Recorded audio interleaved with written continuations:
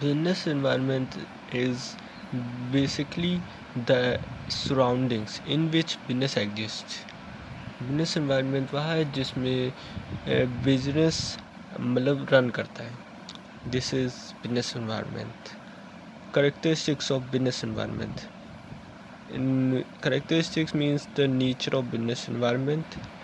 The जिसमें these factors affect all external factors in which includes customer suppliers and producers and many more. Specific and general force. Specific forces are generated to trend.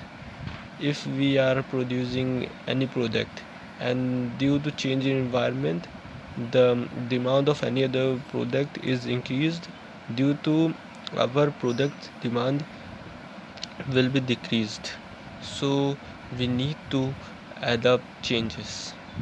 General forces are the we saw in past.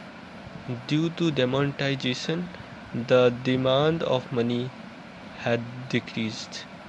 The people was starting payment by check.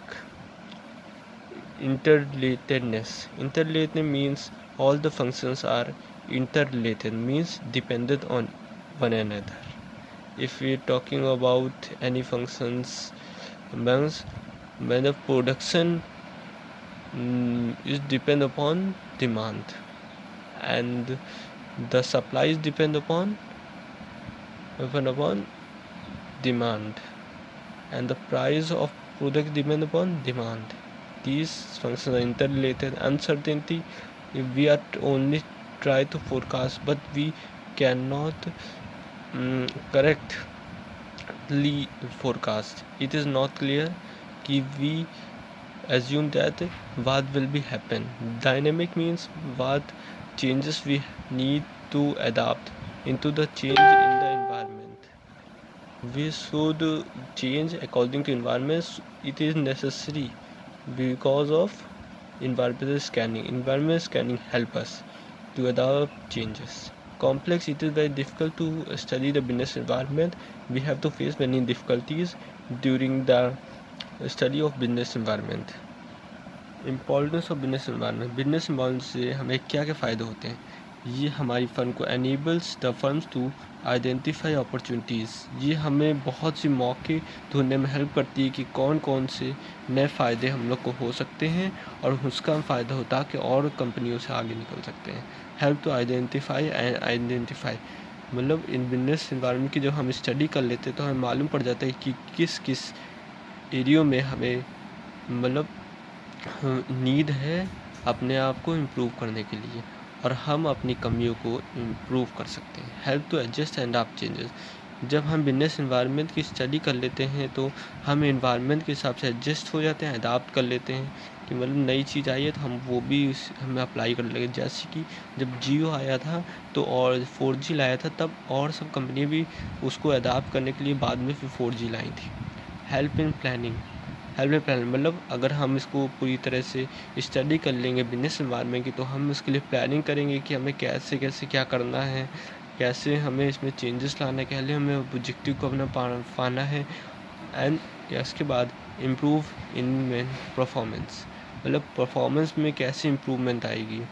मतलब जब हम ये सब कुछ study कर लेंगे, अपने weaknesses को अवॉइड कर देंगे और वह एडवांटेज उठाने लगेंगे और हमारी कमियाँ दूर हैं, हम चेंजेस को अडॉप्ट करने लगेंगे, तब हम इम्प्रूव हो जाएंगे हमारे परफॉर्मेंस. इससे हमारा प्रॉफिट भी इंक्रीज़ होगा. इंक्रीज़ इन प्रॉफिट, इससे हमारा प्रॉफिट भी इंक्रीज़ होगा, हमारे फ़ायदे में होने लगेंगे. हमने अगर सबसे पहले कोई चीज़ लाए तो हम उसके ओवर एडवांटेज लेंगे, अवॉइड थ्रेट्स कर देंगे और इम्प्रूव इन परफॉर्मेंस तो हो ही जाएगी.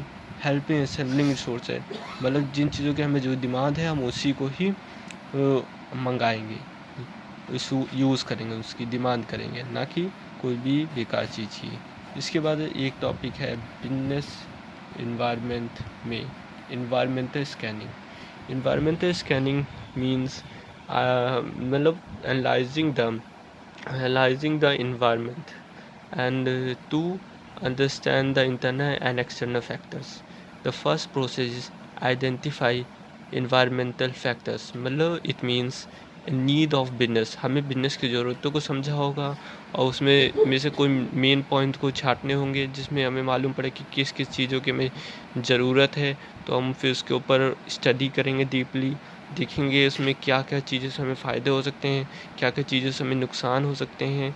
तो उन चेंजेस को भी हम जिनसे फ़ायदे होंगे उनको अडॉप्ट करने की कोशिश करेंगे, उनसे हम नुकसान होंगे उनको हम अवॉइड करने की कोशिश करेंगे। एंड फिर डिफाइनिंग वेरिएबल फॉर एनालिसिस, इसमें ये आता है जैसे कि हम उसको डीपली स्टडी करेंगे तो उसमें कुछ चीज़ें निकल के आएंगी कि हमें किन किन चीज़ों में इम्प्रूवमेंट की करनी है और क्या क्या हम में कमियां हैं, इनको अवॉइड करने के लिए उनमें नई नई चीज़ें हम ऐड करते रहेंगे कि अकॉर्डिंग टू एनवायरनमेंट भी नई नई चीज़ें हम निकाला करेंगे उसमें कि मतलब इसमें ये चेंजेस हुए तो हम भी चेंजेस किया करेंगे, नए नए वेरिएबल्स उसमें ऐडअप किया करेंगे। यूज़ डिफरेंट मेथड्स, मतलब हम नए नए तरीके भी इन्वायरमेंट के साथ चेंजेस के हिसाब से करते रहेंगे कि मतलब उसके हिसाब से नए नए टेक्निक्स की मतलब नए नए तरीके से हम नई नई चीज़ें प्रोड्यूस कर सकते हैं। मतलब नई नई चीज़ें तरीके से हम ज़्यादा फ़ायदा पहुंचा सकते हैं अपने बिजनेस को।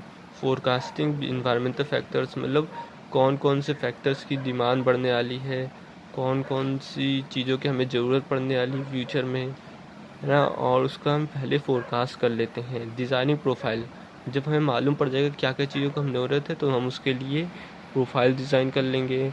और जब हमें ये सब मोबाइल हो जाएगी तो हम उसके ऊपर पूरी स्ट्रैटेजी बनाएंगे कैसे इसको इम्प्लीमेंट करना है और उसके ऊपर हम पूरी रिपोर्ट डिज़ाइन कर देंगे कि किस समय पे क्या करना है। Thank you and like and share.